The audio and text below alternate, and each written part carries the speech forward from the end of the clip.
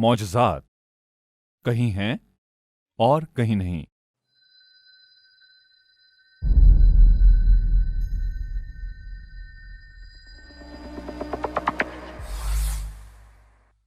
हज़रत पौलुस ने अपने मिशनरी सफ़र के दौरान मुतअद्दिद मौजज़ात किए, जिनमें पैदाइश के वक्त से माजूर शख्स को सेहतियाबी देना और यहाँ तक कि यूटिक्स नामी नौजवान को मुर्दों में से जिंदा करना। हज़रत पौलुस ने ऐसी मौजज़ाती जिंदगी गुजारी कि लोगों को अपने कपड़े से वो छूते और बीमार शख्स फौरन शिफा पा जाता। बहुत से मुसलमान इस बात पर कायल हैं कि हज़रत मोहम्मद ने मौजज़े किए, लेकिन ये नोट करना ज़रूरी है, पहला कि हज़रत मोहम्मद के मौजज़ों के मुतल्लिक कहानियाँ उनके वफ़ात की 1 सदी से ज़ायद अरसे बाद लिखी गईं। दूसरा कि वो ऐसे वक्त में लिखी गईं जब मुसलमान अपने नबी के मुतल्लिक कहानियाँ ऐसे लिख रहे थे जैसे ये ओलंपिक खेल हो। और तीसरे नंबर पे ये कि यहूदियों और मसीहियों के बार बार चैलेंजों के जवाब में लिखी गई थी, जो जानना चाहते थे कि हज़रत मोहम्मद मौजज़े क्यों नहीं कर सकते।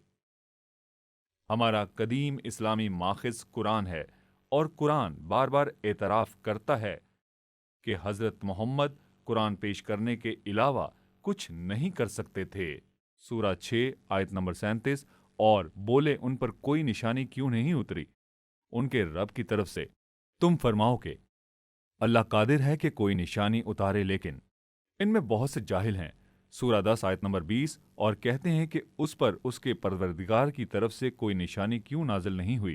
कह दो कि गैब का इल्म तो खुदा को है, सो तुम इंतजार करो, मैं भी तुम्हारे साथ इंतजार करता हूँ। सूरा 13 आयत नंबर 7। और काफिर कहते हैं उन पर उनके रब की तरफ से कोई निशानी क्यों नहीं उतरी, तुम तो डर सुनाने वाले हो और हर कौम के हादी।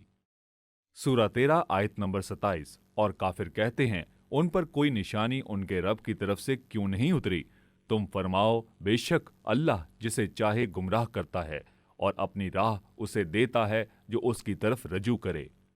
सूरा 17 आयत नंबर 59। और हमने निशानियां भेजी इसलिए मौकूफ कर दें कि अगले लोगों ने उसकी तकजीब की थी, और हमने समूद को ऊँटनी निशानी दी तो उन्होंने उस पर जुल्म किया, और हम जो निशानियां भेजा करते हैं तो डराने को। सूरा 29, 50, 51। और बोले क्यों ना उतरे कुछ निशानियां उन पर उनके रब की तरफ से, तुम फरमाओ निशानियां तो अल्लाह ही के पास हैं, और मैं तो यही साफ डर सुनाने वाला हूँ। और क्या ये उन्हें बस नहीं कि हमने तुम पर किताब उतारी जो उन पर पढ़ी जाती है, बेशक इसमें रहमत और नसीहत है ईमान वालों के लिए। लिहाजा हजरत मोहम्मद कोई मौजज़ा न करने पर मुख्तलिफ तरह की वजाहतें पेश करते हैं, लेकिन इन बहानों में सराहत करना एक एतराफ़ है कि हज़रत मोहम्मद मौजज़े सर अंजाम नहीं दे सके। लिहाजा जब तक कि मुसलमान ये नहीं चाहते हैं कि हम कुरान को मुस्तरद करें, हम ये नतीजा अक्स करने पर मजबूर है कि इस्लाम का पैगंबर मौजज़े नहीं कर सकता। जहाँ तक हज़रत मोहम्मद का ये दावा है कि कुरान खुद एक मौजज़ा है, उन्हें इस बदतरीन दलील के लिए अवार्ड देना चाहिए, लेकिन हमें ऐसा करने की ज़रूरत नहीं।